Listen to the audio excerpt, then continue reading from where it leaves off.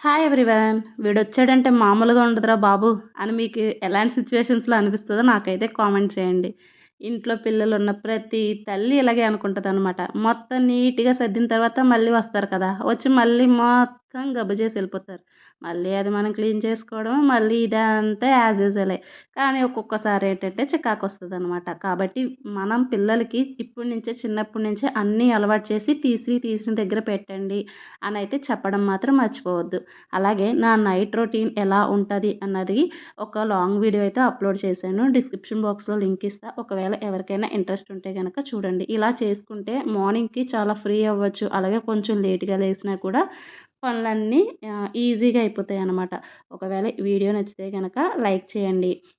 Long వీడియోని మాత్రం తప్పకుండా చూడండి. మా బుడ్డోడితో రోజు నా నైట్ రొటీన్ ఇలాగే ఉంటదనమాట.